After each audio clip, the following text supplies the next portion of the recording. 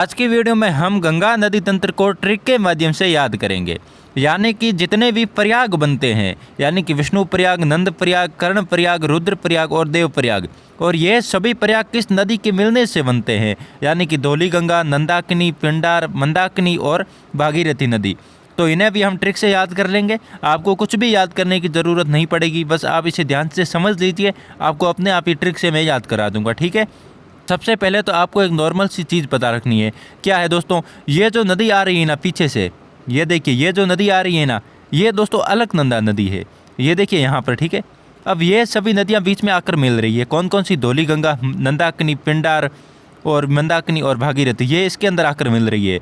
और जब ये पांचों नदियाँ इसके अंदर आकर मिल जाएगी, यानी कि ये पांचों प्रयाग भी बन जाएंगे और पांचों नदियाँ भी मिल जाएगी, तो यही अलकनंदा नदी आगे क्या कहलाएगी? गंगा कहलाएगी। बस इतना नॉर्मल सा चीज़ आपको याद रखना है। ठीक है, ये आपको याद कर लेना है। बाकी चलिए अब हम गंगा नदी के उद्गम को ट्रिक से याद कर लेते हैं और सभी प्रयागों को भी।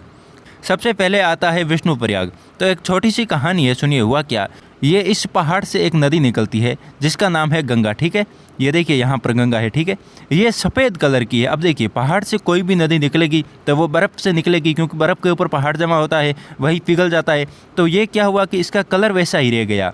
बाकी सभी नदियों का कलर कैसा है? सबका मतलब ये देखिए नीला कलर है, आसमानी कलर है। ठीक है, लेकिन इसका कैसा कलर था? सफ़ेद कलर था। तो सफ़ेद को क्या कहते हैं? धौला भी कहते हैं सफ़ेद को, तो धौलीगंगा। अब ये क्या चाहती है कि इसका कलर भी बाकियों जैसा हो जाए, यानी कि नीला हो जाए। तो ये किसके पास जाएगी? सबसे पहले जिसके पास नीला रंग होता है। तो विष्णु जी को आप हमेशा देखते होंगे कि वो नीले रंग के हैं। तो आपने देखा होगा दोस्तों कई बार कि विष्णु जी का जो कलर होता है वो हमेशा नीला होता है और वो हमेशा पानी में ही रहते हैं। तो आप पानी से भी याद रख सकते हैं। बाकी नीला रंग होता है उनका, वो भी आप याद रख सकते हैं। तो सबसे पहले किसके पास जाएगी? विष्णु जी के पास जाएगी। और क्यों जाएगी? अपना रंग जो है वो सफ़ेद है अभी, वो उसे नीला कराना चाहेगी, इसलिए वो किसके पास गई? विष्णु जी के पास। तो विष्णु जी से याद रखना है विष्णु प्रयाग। और नदी कौन सी आकर मिलती है विष्णु प्रयाग पर? धौलीगंगा। याद कैसे रखा? तो बर्फ़ के पहाड़ से जैसे ही नदी निकली तो वो उसका कलर कैसा रहा? तो उसका कलर भी बर्फ़ जैसा ही रहा, यानी कि सफ़ेद। और सफ़ेद को क्या कहते हैं? धौला कहते हैं। तो कौन सी नदी आकर मिलती है? धौलीगंगा आकर मिलती है।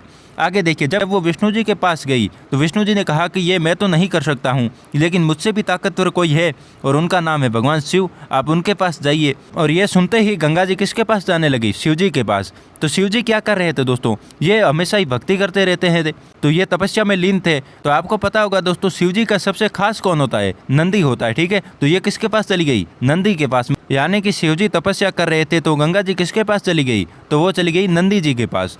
तो नंदी जी से याद रखना आपको नंद प्रयाग। अब नदी कौन सी है? तो नंद प्रयाग से ही नंदाकिनी, दोनों एक जैसी है। देखिए, नंदाकिनी और नंद प्रयाग दोनों नदियाँ एक जैसी है, ये भी याद रह जाएगा। तो दोस्तों, जैसे ही गंगा जी नंदी जी के पास गई तो उन्होंने कहा कि मुझे एक दान दीजिए, मुझे अपना रंग दीजिए, नीला रंग दीजिए। तो दोस्तों, नंदी जी ने कहा कि ऐसा तो मैं भी नहीं कर सकता हूँ, ये दान मैं आपको नहीं दे सकता हूँ, लेकिन आपको ये दान एक दे सकता है जो बहुत बड़ा दानवीर है। तो गंगा जी ने पूछा कौन है? नंदी जी ने कहा कि उस दानवीर का नाम है कर्ण। तो आप उसके पास जाइए, वो सबको दान देते रहते हैं, आपको भी दान दे देंगे। तो आगे किसके पास गई? आगे वो गई कर्ण के पास। तो कर्ण से आपको याद रखना है कर्ण प्रयाग। कर्ण से आपको याद रखना है कर्ण प्रयाग। तो जब उन्होंने जाकर कहा कर्ण को मुझे एक दान दीजिए, तो गंगा जी जैसे ही कर्ण से कहा कि मुझे अपना नीला रंग दीजिए, तो कर्ण ने कहा कि आप चाहे तो मेरा पूरा पिंड ले लीजिए। पिंड का मतलब क्या होता है? शहर होता है। यानी कि आप मेरा पूरा राज्य ले लीजिए, पूरा शहर लीजिए, लेकिन मैं आपको रंग नहीं दे सकता हूँ, ये मेरे बस की बात नहीं है। तो पिंड से याद रखना है पिंडार नदी, और कर्ण से आपको कर्ण प्रयाग याद रह जाएगा। तो कर्ण प्रयाग में कौन सी नदी आकर मिलती है? पिंडार नदी। लेकिन याद रखिएगा, पीछे से नदी अलकनंदा ही आ रही है, सभी नदियां अलकनंदा में आकर मिल रही है, इतना याद रखना है बस आपको। तो आगे जब कर्ण ने कह दिया कि ये मैं नहीं कर सकता हूँ, तो जो ये गंगा जी थी ये काफ़ी नाराज़ सी हो गई। ठीक है, तो बाद में ये रोने लग जाती है। क्यों? क्योंकि विष्णु जी ने मना कर दिया, आगे मतलब शिव जी भी नहीं मिले, कर्ण ने भी मना कर दिया, तो ये रोने लग गई। अब कोई भी इंसान रोएगा तो उसकी गति भी धीमी पड़ जाएगी, यानी कि मंद पड़ जाएगी। तो आपको दोस्तों रोने से याद रखना है रुद्र प्रयाग।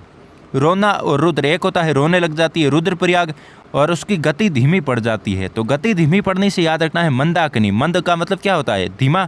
तो उसकी गति धीमी पड़ जाती है।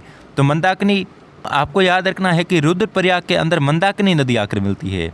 रुद्र प्रयाग में कौन सी नदी मिलती है? मंदाकिनी। अब दोस्तों गंगा जी रोते रोते सोचती है कि अब मैं किसके पास जाऊं। तो ये इरादा बनाती है कि अब मुझे देवताओं के राजा के पास जाना पड़ेगा। यानी कि मैंने सभी देवताओं को पूछ लिया, उन्होंने मना कर दिया। अब मुझे कोई जो सबसे बड़ा राजा है इसके पास जाती है, देवराज के पास। देवराज कौन है? इंद्रदेव। तो ये देवराज के पास जाती है। तो देवराज से आपको याद रखना है देवप्रयाग, देवराज से देवप्रयाग, ये आपको याद रखना है। उसी टाइम देवराज इंद्र कहते हैं कि आप इधर उधर भागिए मत, मेरे रथ पर बैठ जाइए, इधर उधर भागिए मत, मेरे रथ पर बैठ जाइए, आपको थोड़े ही टाइम के बाद वरदान मिल जाएगा। भागिए मत रथ पर, भागिए रथ, तो भागीरथी। तो आगे कौन सा प्रयाग बना? देवप्रयाग। अब देखिए दोस्तों, नदी कौन सी बनेगी? मतलब बाकी नदियों को तो हमने याद कर लिया, लेकिन भागीरथी आकर मिलती है, ये कैसे याद रखेंगे? तो जैसे ही गंगा जी देवराज के पास गई, यानी कि इंद्रदेव के पास गई, तो इंद्रदेव ने कहा इधर उधर भागिए मत, आप मेरे रथ पर बैठ जाइए, और जैसे ही रथ पर बैठेंगे आपको वरदान मिल जाएगा, मेरे रथ पर बैठ जाइए। तो भागने से आप वैसे भी भागीरथी याद रख देंगे, और बाकी रथ है तो उससे पीछे भी रथ आ रहा है, यानी कि भागीरथी में भी भागना और रथ दोनों ही आ रहा है, तो वैसे ही आपको याद रह जाएगा। तो अब दोस्तों, गंगा जी जैसे ही इंद्रदेव के रथ पर बैठती है तो उनका कलर चेंज हो जाता है, और आगे ये गंगा बनकर चलने लग जाती है। उनका कलर भी कैसा हो जाता है? नीला। पहले कैसा हुआ था? सफ़ेद, और आगे इनका कैसा कलर हो जाता है? नीला हो जाता है। यही आपको बस याद रखना है। अब दोस्तों, गंगा नदी की आगे की सहायक नदियाँ, इसका परवा, वो सब भी याद करते हैं। लेकिन उससे पहले दोस्तों बता दें, जो पहली बार आए हैं हमारे इस चैनल पर, आपको आगे भी बहुत ही सारी Indian history, Indian geography, Indian polity की वीडियोज़ मिलती रहेगी। तो आने वाली सभी वीडियोज़ को देखने के लिए आप इस चैनल को सब्सक्राइब ज़रूर कर दें, जिससे कि आपको आगे की आने वाली वीडियोज़ भी मिलती रहे। बाकी दोस्तों, अगर आपने बाकी की हमारी ट्रिक की वीडियोस नहीं देखी है, यानी कि बाकी की नदियों पर भी हमने ट्रिक वीडियोस बना दी है, तो आपके सामने यहाँ पर वीडियो आ गई होगी, यहाँ पर दबाइए और सभी वीडियोस देख लीजिए।